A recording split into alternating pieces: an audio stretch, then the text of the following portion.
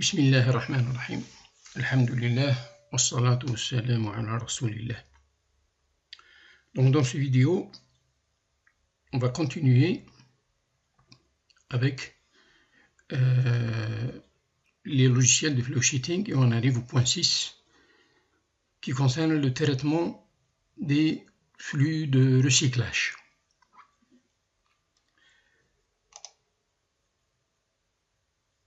Si on revient à l'exemple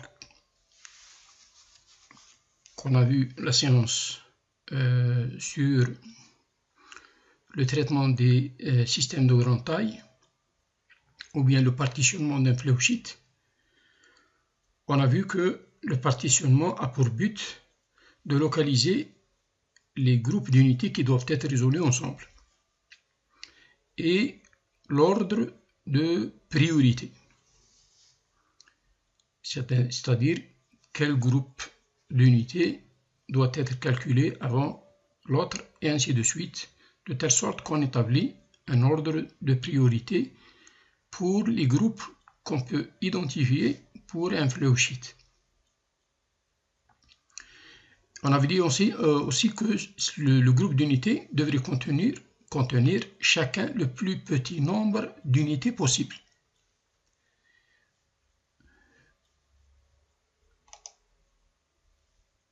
Donc pour l'exemple qu'on a vu la dernière fois, donc on avait dit qu'on associe donc à chaque flux un coefficient qui représente le degré de difficulté de calcul, qui nous permet ensuite de déterminer la meilleure séquence de calcul possible dans le cadre de la résolution en utilisant la méthode modulaire séquentielle. Donc dans cet exemple, on va supposer que le courant ou bien le flux S13, il doit être impérativement estimé ou bien coupé. Donc on va le considérer comme un tier stream.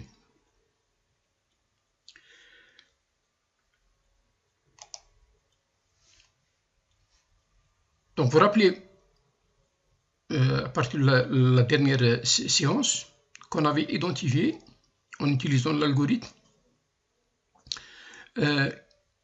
4 partitions avec l'ordre de priorité suivant. C'est-à-dire on commence par l'unité H, ensuite on fait la résolution du groupe d'unités A, B, C, D, E ensemble, ensuite on fait la résolution du groupe F, G ensemble et on termine par la résolution de l'unité I. Maintenant, si on veut établir une séquence de calcul,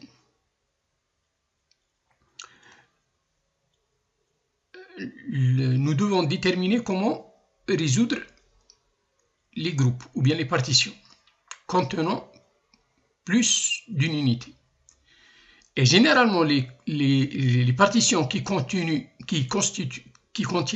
plus d'une unité signifient qu'on a un courant de recyclage, un ou plusieurs. Donc si on revient à cette unité, puisqu'elle contient plusieurs unités, donc on constate qu'on a plusieurs courants de recyclage. Nous avons S13, nous avons S4, nous avons S7. Donc nous avons 3 courants de recyclage dans ce groupe d'unités.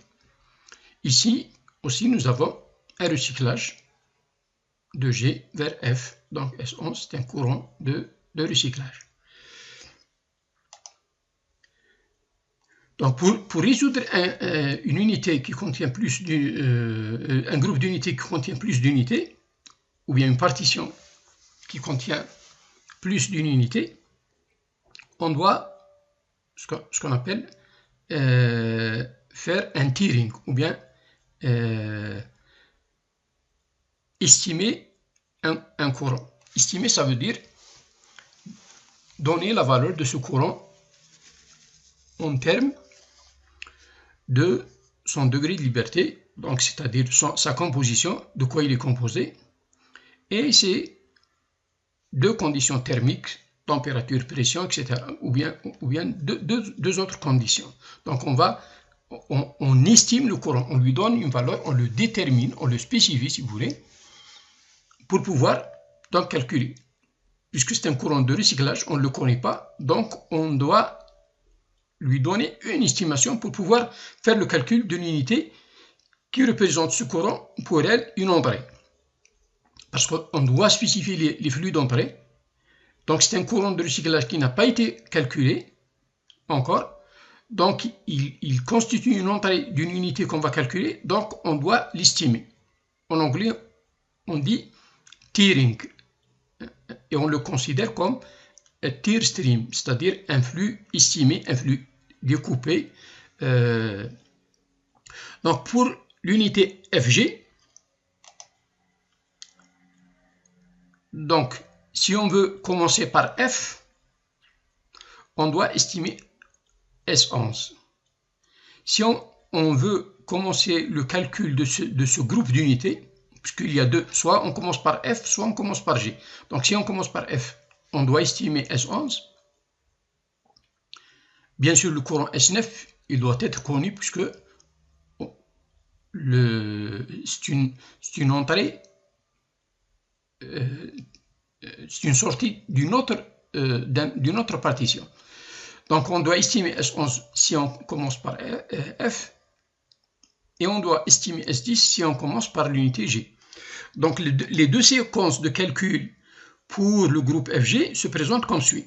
Donc si on commence par calculer G, donc on doit estimer S10, donc on doit donner une valeur au flux S10. À partir du bilan de matière, bilan d'énergie des équations de l'unité G, on calcule G et on obtient le flux S11. Une fois nous avons S11, on peut passer au calcul de F. Le calcul de F nous permet d'obtenir S10. S10, on l'a estimé. Donc, dans la séquence, on écrit converger S10. Si on l'a estimé, on doit trouver la valeur S10 égale à une heure près au courant S10. Donc, on refait le calcul d'une manière itérative jusqu'à ce que le courant S10 converge. C'est-à-dire, la valeur qu'on estime au début de la séquence de calcul, c'est la même valeur qu'on va trouver lors du calcul de F.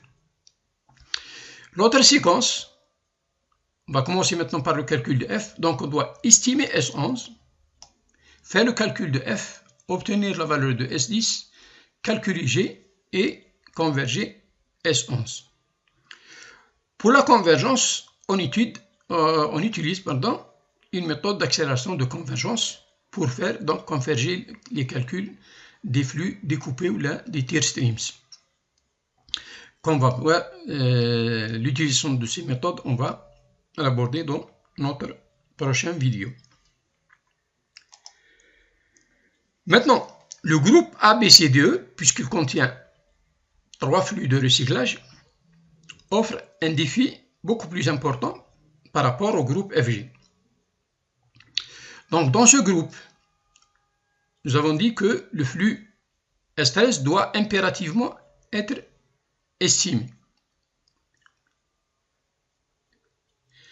Doit être donc estimé.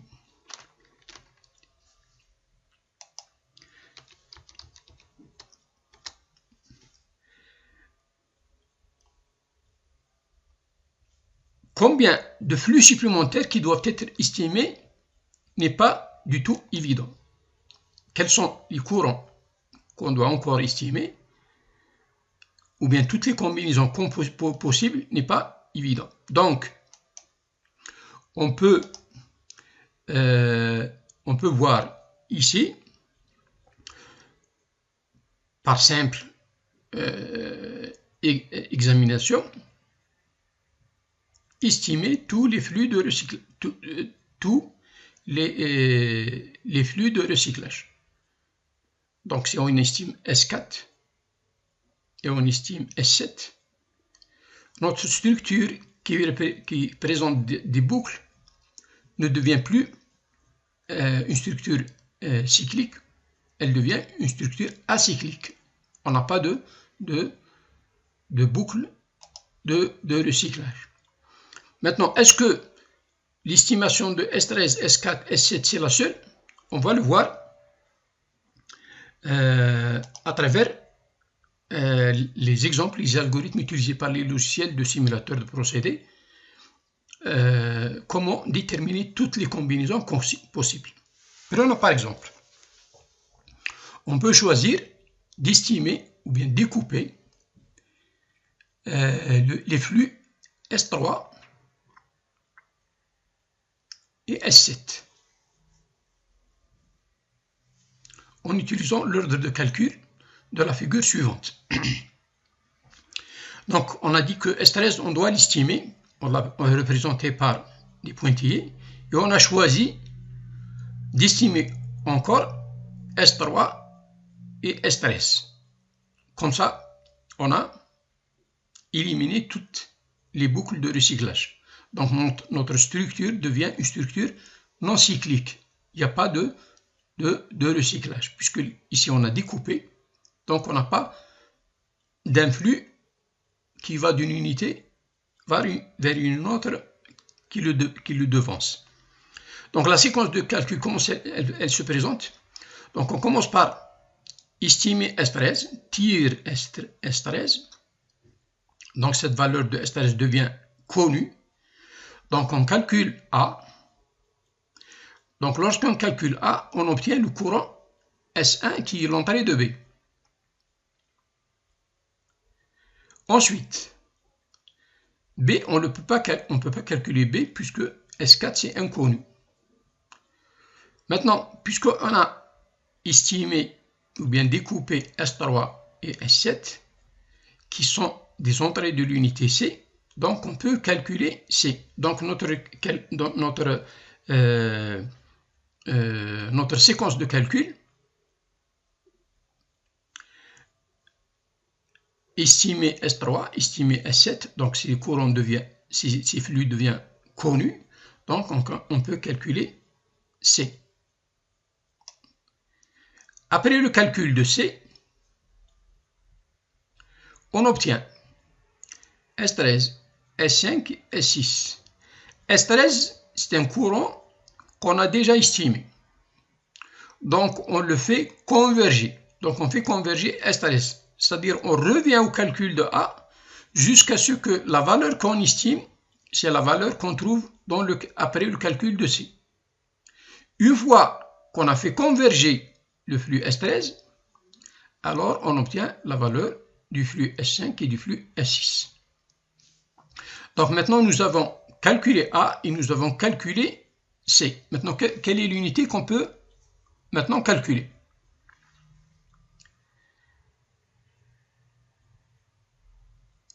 Donc, on calcule l'unité D.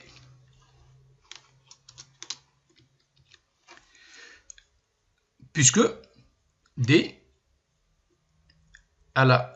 cette unité a une seule entrée, qui est le flux S5, et le flux S5, on l'a déjà obtenu lors du calcul de l'unité C. Donc, on calcule D. Alors, qu'est-ce qu'on obtient? On obtient des valeurs pour le flux S4 et le flux S8. Donc, nous aurons la valeur de S4 et nous aurons la valeur de S8. S4 et S8. Maintenant, on peut calculer B comme on peut calculer E. Donc, puisque pour l'unité E, nous avons deux entrées, S8 et S6. S6, on l'a obtenu déjà, on a sa valeur, après le calcul de l'unité de C. Et S8, on l'a aussi, puisqu'on a obtenu sa valeur après le calcul de l'unité D. Comme on peut calculer B, puisque S1, nous l'avons après avoir calculé l'unité A, et S4, nous avons sa valeur après avoir calculé l'unité D. Donc ici, nous avons le choix d'aller vers cette unité ou bien vers cette unité. On va choisir par exemple de calculer E. Donc on calcule E. Lorsqu'on calcule E, on obtient la valeur de S7. S7, on l'a déjà estimé. Donc on fait converger le calcul. C'est-à-dire notre calcul va commencer à faire ce chemin jusqu'à convergence. Après avoir convergé S7, donc il nous reste une seule unité puisqu'on a calculé A, on a calculé C, on a calculé D. Donc on passe au calcul de l'unité B puisque nous avons la valeur de S1 et la valeur de S4. Donc lorsqu'on calcule B, on obtient la valeur de S3. Donc on fait converger ce flux en dernier. Maintenant, même pour l'unité A, on aurait pu laisser cette séquence avant l'unité de B. C'est-à-dire on commence par C et on calcule A juste avant B. Ou bien on aurait pu calculer B avant E, etc. Donc vous voyez qu'on peut avoir différentes séquences de calcul pour le même choix de courant à estimer. Donc, pour les simulateurs de procédés, un simulateur de procédés doit déterminer toutes les séquences possibles et ensuite choisir la séquence la plus convenable. Maintenant, est-ce que la combinaison constituée des flux S13, S3 et S7 est la seule? Non. Il y a d'autres combinaisons de flux à découper ou à estimer. Alors, comment on détermine ces combinaisons? On utilise généralement, ou bien les simulateurs de procédés utilisent des algorithmes pour déterminer toutes les combinaisons de flux à estimer pour donc un groupe d'unités. Donc vous pouvez revenir au livre de Westerberg. Vous le trouvez à la page 150, Tiering Group of Units. Tiering Group of Units. Donc vous trouvez l'exemple qu'on a traité dans ce vidéo, ou bien dans ces cours. Donc pour plus de détails, vous pouvez revenir donc au point 6.4.6.2, Tiering Group of Units. Maintenant, comment déterminer les groupes d'unités? L'algorithme est le suivant. Donc on commence par une combinaison. C'est-à-dire comme on a fait, dans ce cas, on a choisi un groupe, une séquence de calcul, c'est-à-dire A, ensuite C, ensuite D, ensuite E, ensuite B. Donc cette séquence A, C, D, E, on a été obligé pour calculer A, ensuite C, ensuite D, ensuite E, ensuite B, d'estimer S3, S13, S7 et S3. Donc on aurait pu commencer par D, E, B, A, C et déterminer la combinaison associée à cet ordre de calcul, c'est-à-dire D, E, B, A, C. Donc chaque ordre de calcul des unités aboutit à une séquence, à une combinaison de courants à estimer. Donc après avoir déterminé une combinaison, alors on applique ce qu'on appelle une règle de remplacement. Cette règle de remplacement, qu'est-ce qu'elle dit? Si tous les flux de sortie d'une unité, c'est-à-dire une unité, tous flux de sortie, sont représentés dans le groupe de cette combinaison qu'on a trouvée, donc on peut déterminer notre combinaison ou bien notre ensemble de courants estimés de la même famille d'ensemble si les flux de sortie, donc les flux de sortie de cette unité, sont remplacés par les flux d'entrée de cette même unité. Donc on remplace les flux de sortie par les flux d'entrée de cette unité. Si, maintenant, comment on réduit cette combinaison qu'on va trouver? Si un flux apparaît plusieurs fois, c'est-à-dire redondance de flux, donc on supprime les occurrences sauf une. C'est-à-dire si nous avons un courant, un flux cité plusieurs fois, on l'élimine et on laisse une seule citation. Donc on va le voir dans l'exemple tout à l'heure.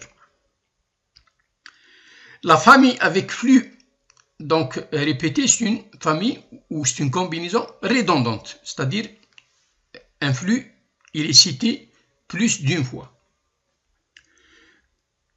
Le nouvel ensemble ou le nouveau ensemble est dans une famille. Donc, et on recommence avec l'ensemble ou bien les familles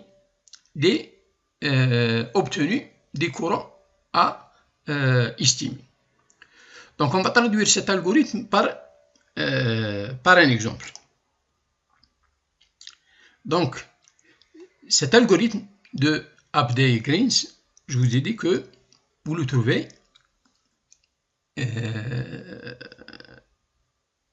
ici. Donc, Abday and Green algorithme.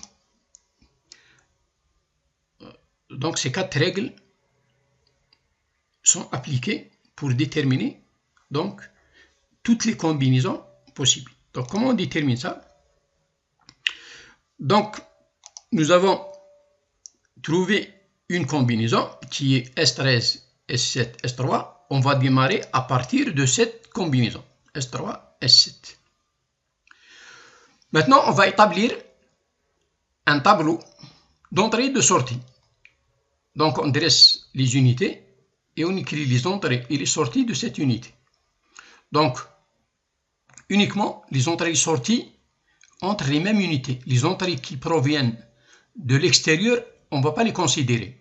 Donc, des flux qui vont d'une unité vers le milieu extérieur ou proviennent du milieu extérieur vers une unité, ces flux ne sont pas considérés dans le tableau. Donc, si on avait un flux qui provient d'ici, par exemple de l'unité H, dans notre exemple, donc on ne va pas considérer le flux. Si on a un flux de sortie vers l'extérieur, on va pas le considérer. Donc on va considérer uniquement les flux qui relient la partition.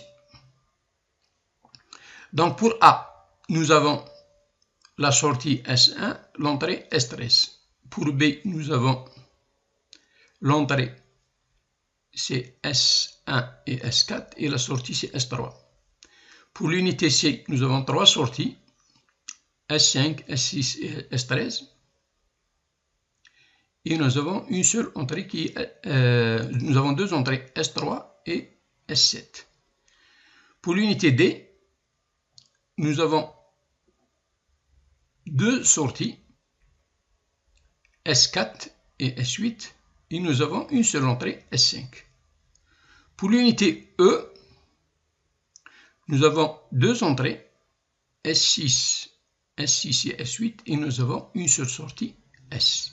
Maintenant, on va appliquer la règle de remplacement ou bien l'algorithme de Upadhyay et Greens. Donc, on commence par cette combinaison. Donc, la règle, qu'est-ce qu'elle dit?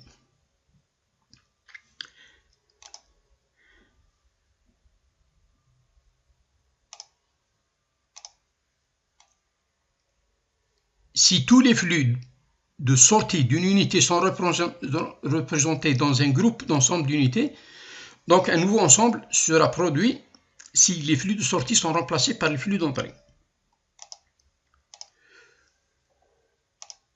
Donc on commence par le flux S3. Est-ce que S3,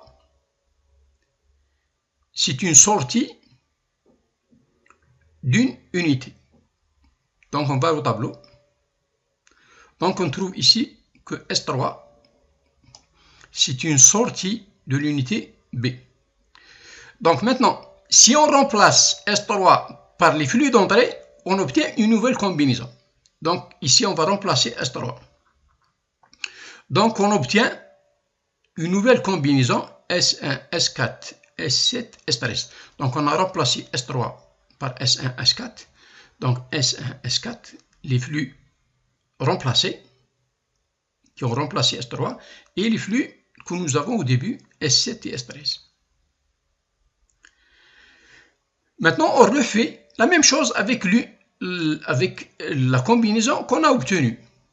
On commence par le premier courant. Ensuite, par exemple, le deuxième courant, troisième courant, quatrième courant. Ensuite, les combinaisons à 2 courants. Ensuite, les combinaisons à 3 courants, etc. Jusqu'à analyser toutes les possibilités possibles. Maintenant, on commence par S1. Est-ce que S1, c'est un courant de sortie d'une unité? Donc, on va au tableau. On trouve S1, c'est une sortie de l'unité A. Donc, on peut remplacer S1 par S13. Donc, ici, on a remplacé S1 par S13. Donc, nous avons S4, S7, S13. Et on a remplacé S1 par S13. Ici, nous avons une famille redondante. C'est-à-dire S13, il est cité 2 fois.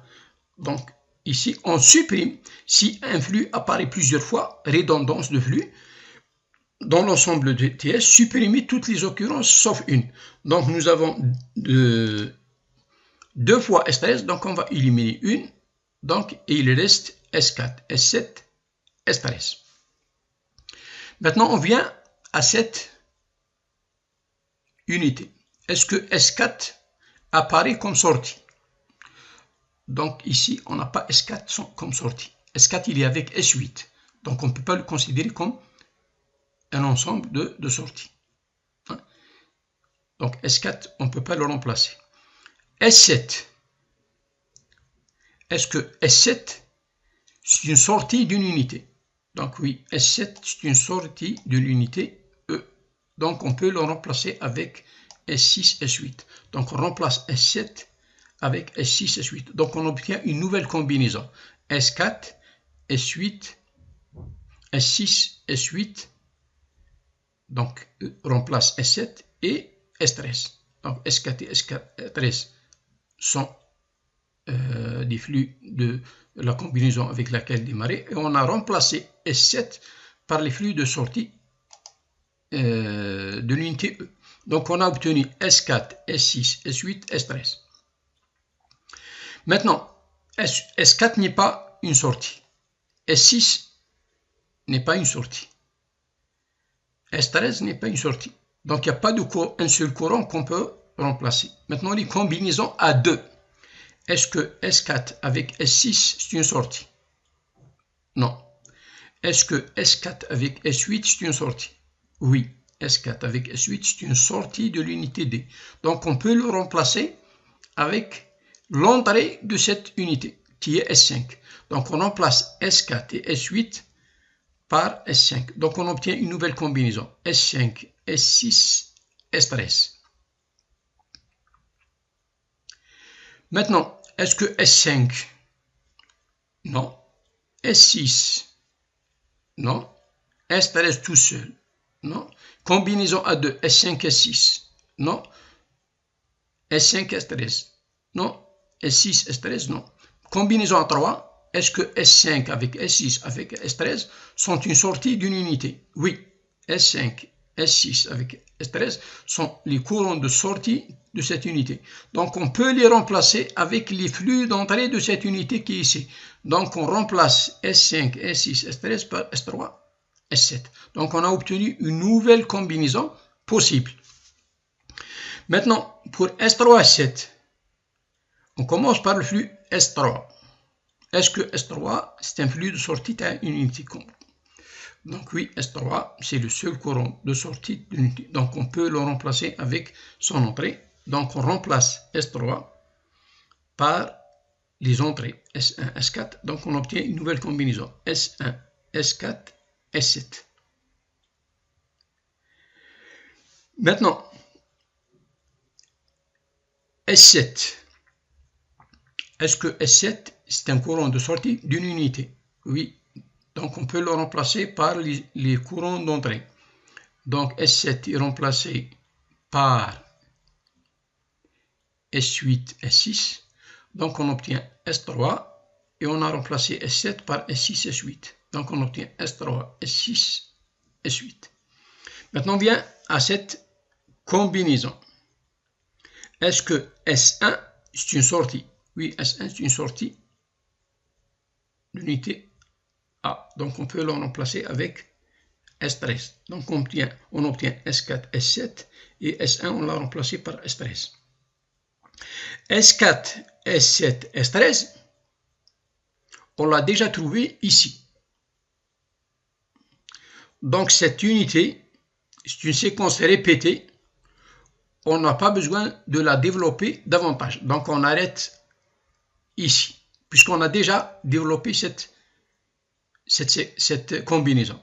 Donc on met une étoile donc, et on arrête le développement de cette combinaison. Maintenant, on revient à cette unité. Donc S1 on l'a remplacé. S4 on ne peut pas le remplacer puisqu'il n'apparaît pas comme la seule sortie d'unité. Donc c'est avec S8. Donc S7, est-ce qu'on peut remplacer S7? Oui. S7 on peut le remplacer avec S6, S8. Donc on obtient S1, S4, S6, S8. Donc on vient à cette combinaison. Maintenant, est-ce qu'on peut remplacer S1? Oui, S1, on peut le remplacer par S13. Donc, on obtient S4, S6, S8 et S13. S4 et S8 et S13, c'est une combinaison répétée. Donc, puisqu'on a déjà trouvé ici. Donc, cette combinaison, c'est une combinaison répétée. Donc, on va arrêter son développement ici. Maintenant, on revient à cette combinaison. Donc, ici, on trouve que la combinaison S4, S8 représente la sortie de l'unité D. Donc, on peut la remplacer par son entrée, qui est S5. Donc, on remplace S4 avec S8 par S5. Donc, on obtient S1, S6, S5. S1, S6, S5. Chaque fois qu'on développe une unité, on la compare avec les combinaisons qu'on a sauvegardées qui sont développées. Si on trouve une combinaison qui a été déjà trouvée, donc on va la considérer comme répétée et on arrête. Donc ici, S5 et S6, lorsqu'on la compare avec toutes les combinaisons qu'on a déjà trouvées, donc on trouve qu'elle n'apparaît pas, elle n'est pas répétée, donc on continue la recherche. Maintenant, S1, on peut le remplacer avec S13. Donc, on trouve S5, S6, S13. S5, S6, S13, on l'a déjà trouvé ici. Donc, ici, on arrête le développement de cette unité. S5, on ne peut pas le remplacer. S6, on ne peut pas le remplacer. Donc, le seul flux qu'on peut remplacer dans cette combinaison, c'est S1. On l'a répété. On a trouvé cette combinaison qu'on a déjà trouvée. Donc, on arrête. Maintenant, on revient ici. On a remplacé 7. On a obtenu S3, S6, S8. Ici, on peut remplacer S3. Si on remplace S3 par S1, S4, donc on obtient S1, S4, S6, S8. Cette unité, c'est c'est aussi une unité répétée qu'on a déjà trouvée aussi. Donc on arrête. S6 on ne peut pas le remplacer, S8 on ne peut pas le remplacer. Donc on a arrêté cette branche de développement.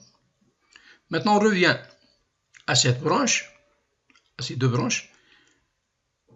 Ici on a développé, on a remplacé S7, on a obtenu S3, S6, S8. Et ici on a développé S7. On a obtenu S1, S4, S6, S8, S13. Donc, ces combinaisons représentent toutes les combinaisons possibles pour la résolution de ce groupe d'unités. Maintenant, quelle est la meilleure? Maintenant, on va citer toutes les combinaisons qu'on a trouvées. Donc, on commence par les combinaisons qui contiennent le minimum de flux, et ainsi de suite.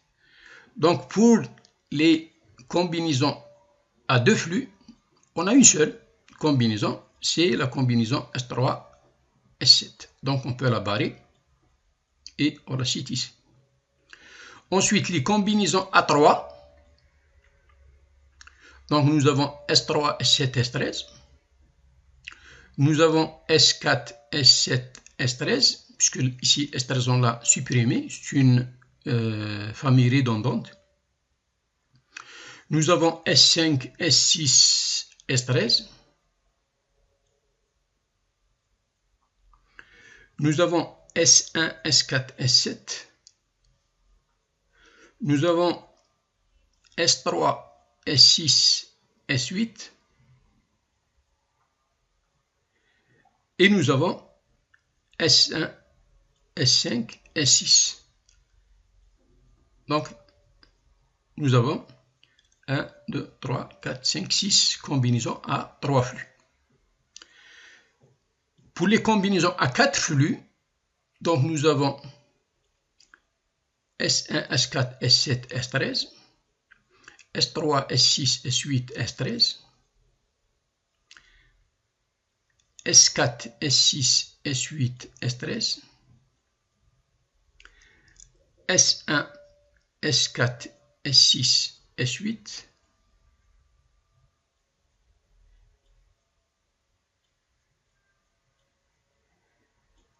et pour les combinaisons à 5, nous avons une seule combinaison à 5,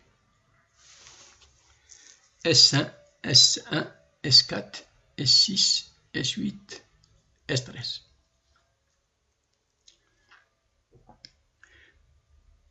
Maintenant, on va choisir la meilleure.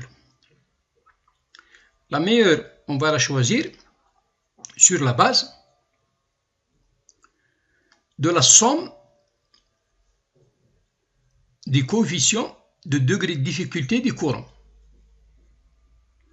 Donc, puisque on a dit qu'on va choisir une unité qui contient S13, une combinaison qui contient S13, puisque S13, on doit l'estimer. Il doit être retenu comme flux à estimer. Donc, pour les combinaisons qui contiennent S13, nous avons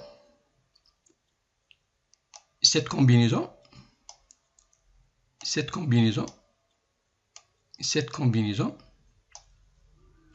et ces deux combinaisons et la combinaison A5.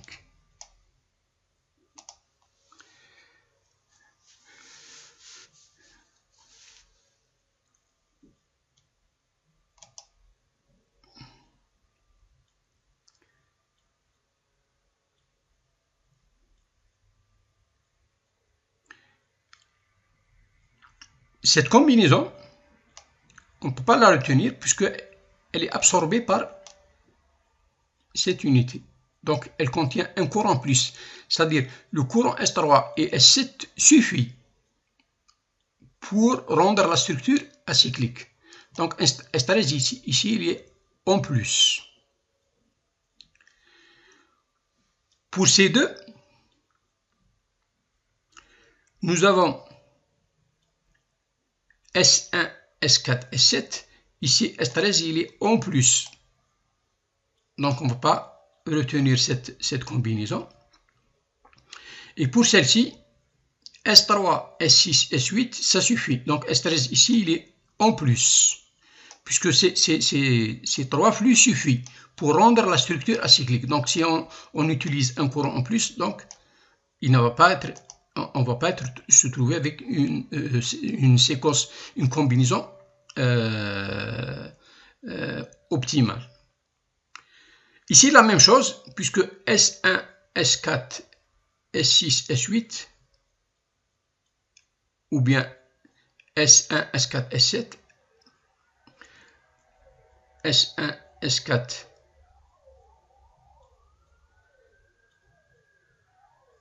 S6, S8, S13. Nous avons ici S4. Donc, c'est une combinaison qui contient beaucoup de courant, donc elle ne va pas être optimale. Donc, les seules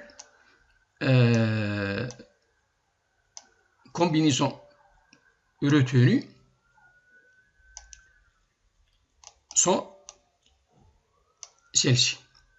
Donc maintenant, on va calculer le degré de difficulté associé à chaque combinaison. Donc pour S4, S7, S13, nous avons S4, c'est 3, S7, c'est 3, et S13, c'est 2. Donc 3 plus 3 plus 2, ça fait 8. Pour la combinaison A4, donc S4, c'est 3, S6, c'est 4, S8, c'est 5, S13, c'est 2. Donc la somme donne 14. Pour la dernière, S5, S6, S13, nous avons S5, c'est 5, S6, c'est 4, et S13, c'est 2. Donc ça fait 11. Donc la meilleure combinaison qui correspond au degré ou bien à l'indice de difficulté le plus faible, c'est cette combinaison S4, S8, S4, S7, S13.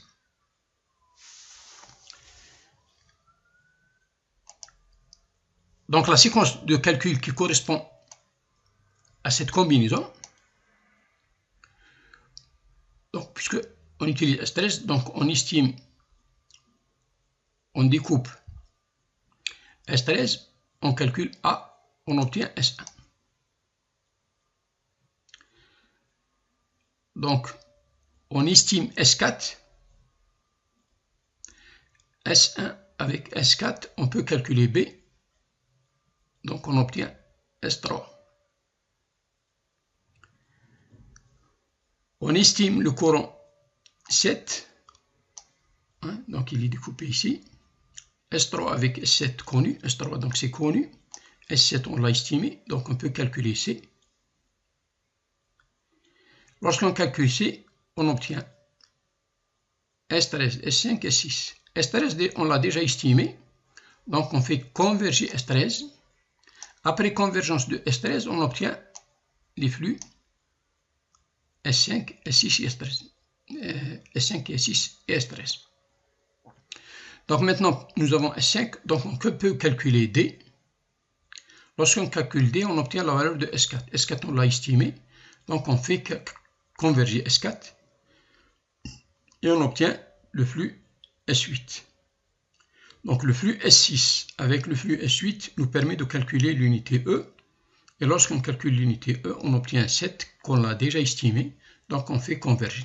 Donc voici la séquence de calcul qui correspond à cette combinaison de flux à découper S4, S7, S13.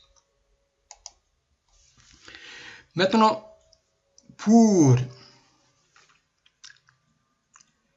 les simulateurs de procédés, par exemple Pro2,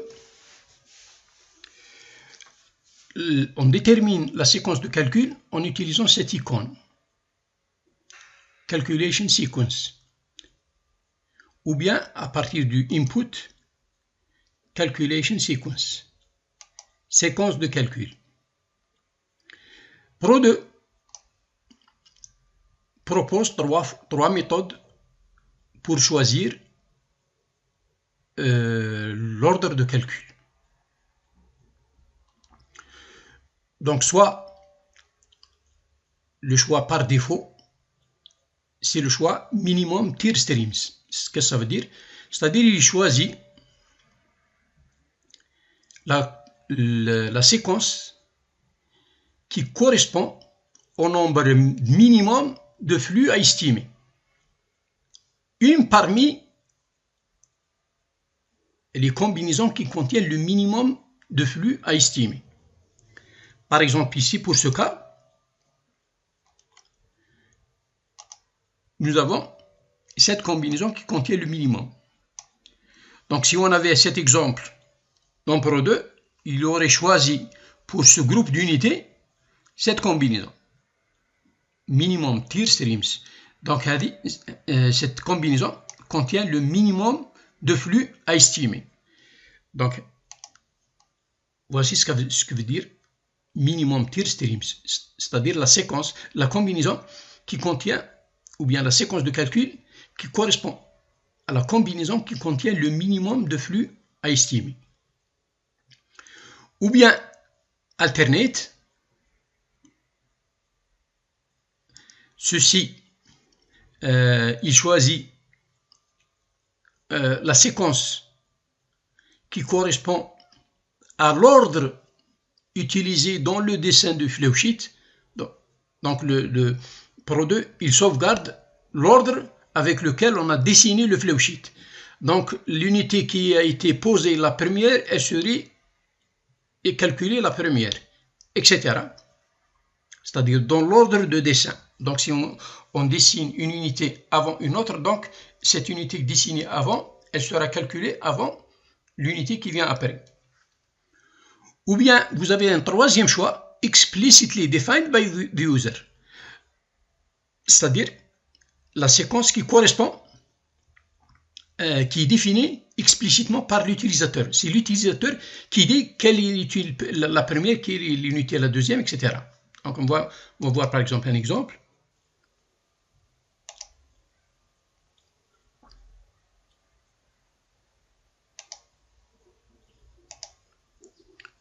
Donc voici, nous avons cet exemple.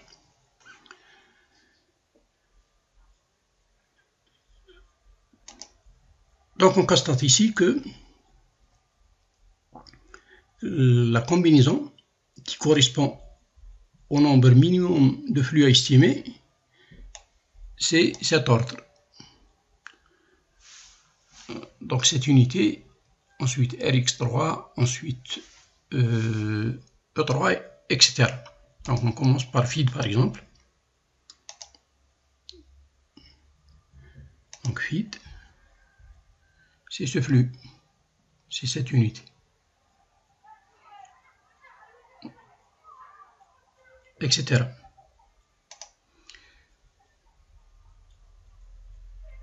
Donc on va voir maintenant cette séquence correspond à quelle combinaison de flux à estimer. Donc on va exécuter la simulation. Donc vous constatez ici les courants, les flux en rouge qui sont les flux de recyclage qui sont. Maintenant le calcul a été obtenu. Donc on va générer un rapport de calcul.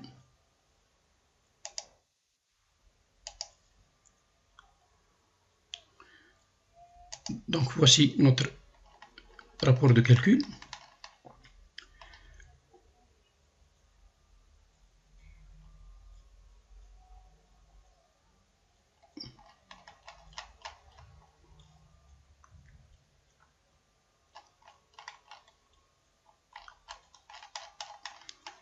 Donc nous avons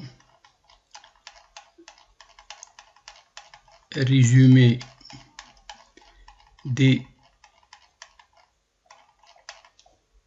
du calcul.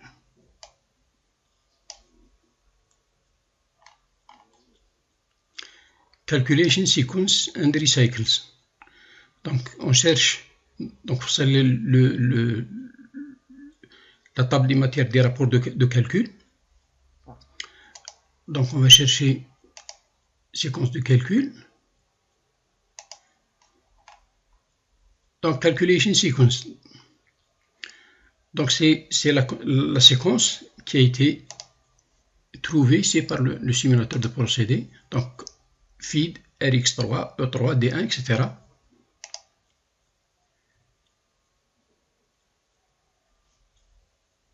Donc, vous constatez ici la séquence de calcul.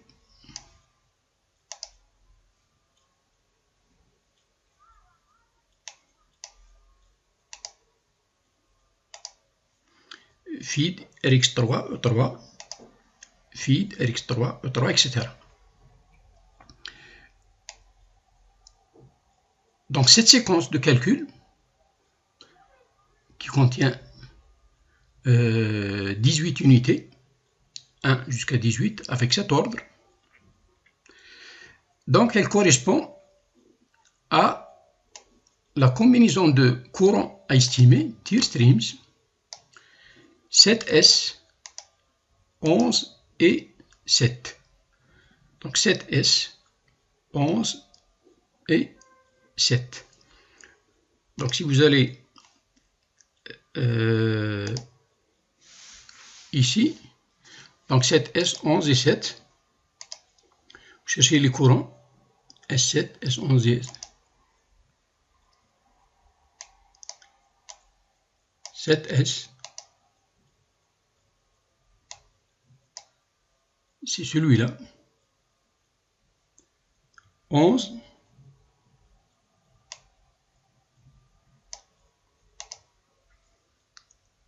c'est celui-là, et 7.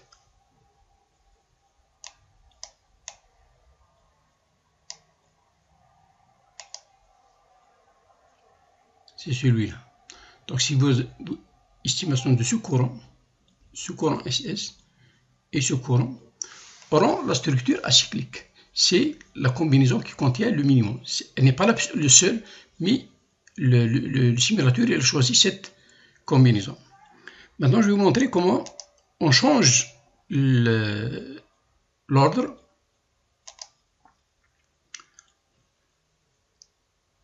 avec... On change l'ordre des unités, par exemple. On va commencer par cette unité comme première. On va la déplacer au sommet. Ensuite, par exemple, on va mettre cette unité à la deuxième. Cette unité, on va la mettre en troisième lieu.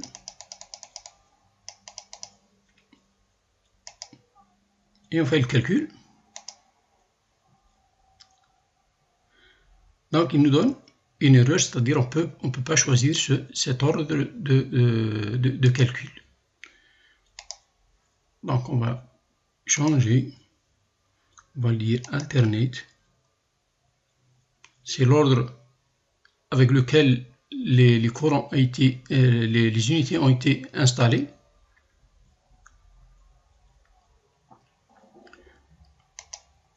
OK.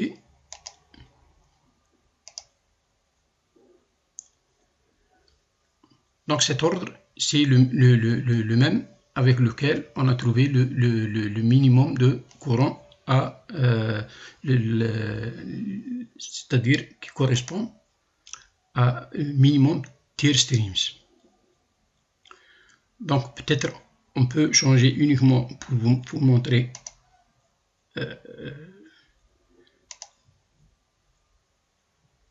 on va pour ne pas trop changer.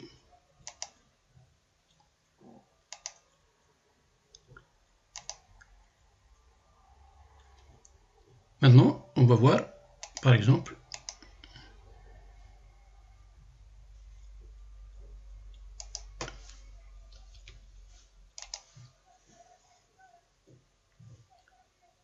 la séquence de calcul.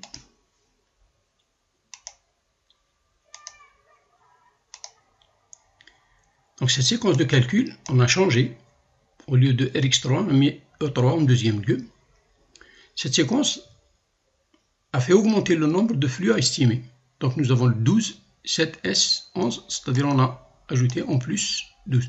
Donc, cette séquence correspond à cette combinaison de flux à estimer. Donc, ceci offre à l'utilisateur le choix de choisir différentes séquences de calcul si le calcul ne converge pas, par exemple, pour une séquence. Donc, il peut faire une analyse et choisir une séquence pour faire converger le calcul. Donc, avec ceci, on termine. Vous avez ici un exemple. On considère le flowsheet. Donc, vous pouvez le résoudre. Donc, vous avez trois questions ici. Donc, montrer que ce flowsheet constitue une seule partition. Ensuite, montrer que si les flux d'alimentation S1 est connu, la combinaison de flux à estimer S4, S3, S13 suffit pour réaliser la simulation de flowsheet. Écrire alors la séquence de calcul correspondante. Ensuite, déterminer à partir de la combinaison de flux à estimer, c'est-à-dire celle-ci, deux autres combinaisons, une composée uniquement de deux flux, bien deux courants, et une autre composée de 4 courants. Écrire alors les séquences de calcul correspondantes pour chaque combinaison que vous allez trouver. Donc avec ceci, on termine ce vidéo qui correspond au chapitre relatif au traitement des flux de recyclage.